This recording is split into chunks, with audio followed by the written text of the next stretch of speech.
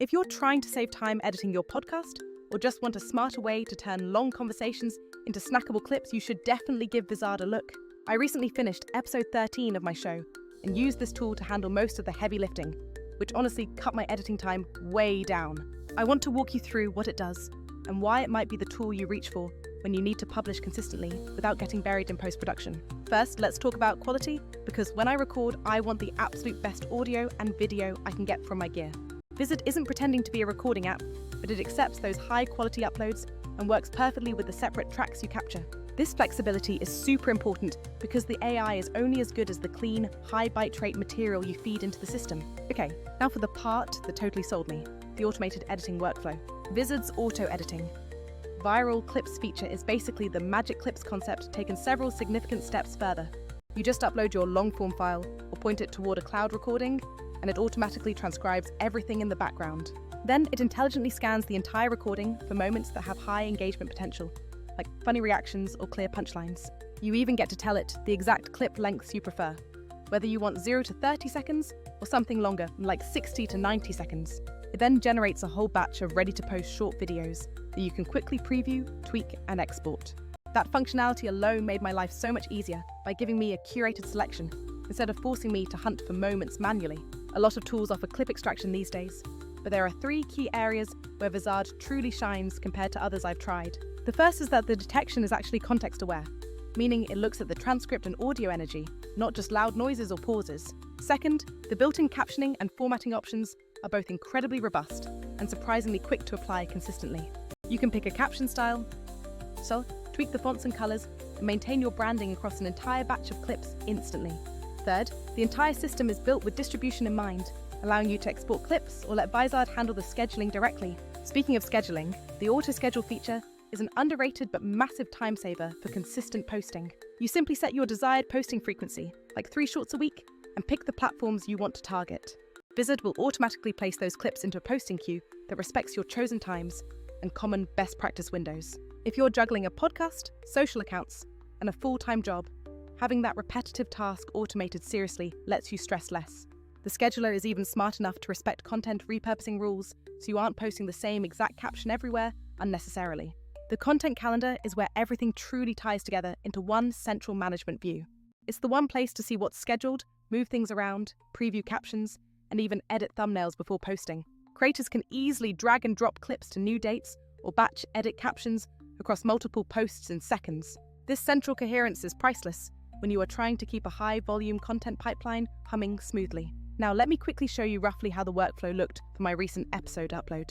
I uploaded both the audio and camera feeds directly from my local drive to the Vizard platform. Within just a few minutes, the system had already generated the full, searchable transcript of the entire recording. The integrated editor is fantastic because you can click any word in the text to instantly play from that exact spot in the video. You can also highlight text to easily cut out filler words like ums and ahs, or remove entire unnecessary sections. It's the kind of editing where you literally delete filler words, and the video timeline immediately snaps the clean edits into place for you.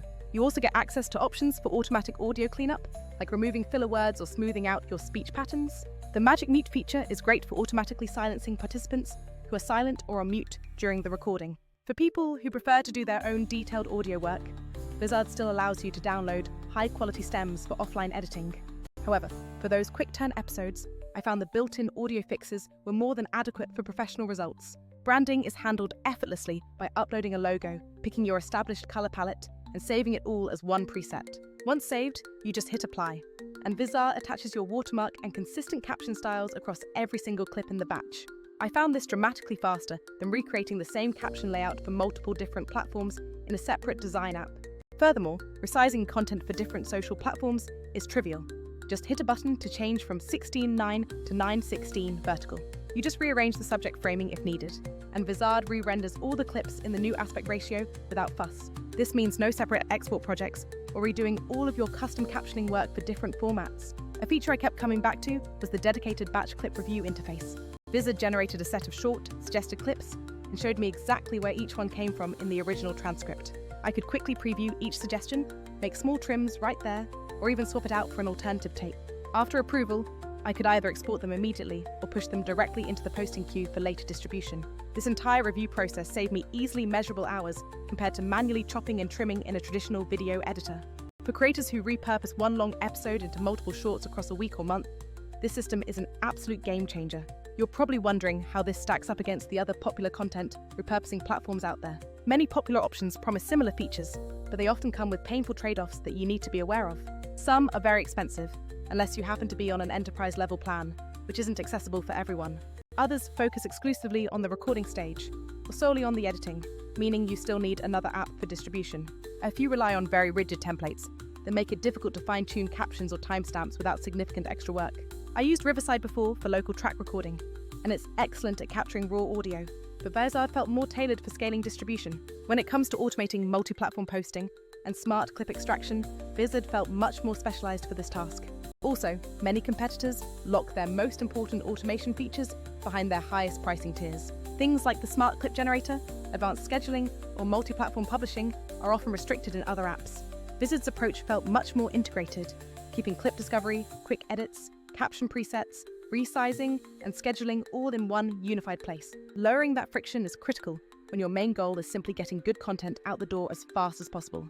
Export options are extremely flexible, letting you render in 720p, 1080p, or even full 4K resolution. Podcast feed creators will love the option to export the audio-only track straight from the finished video project. You also have the option to remove watermarks entirely if you need clean master files for other uses. The system can normalize audio levels across all clips and run background noise removal automatically before export. For advanced users, there is also the critical ability to download the full transcript and the raw recording files for deep offline editing. As a bonus for social promotion, Vizard even produces social snapshots, which are quick artwork suggestions for thumbnails.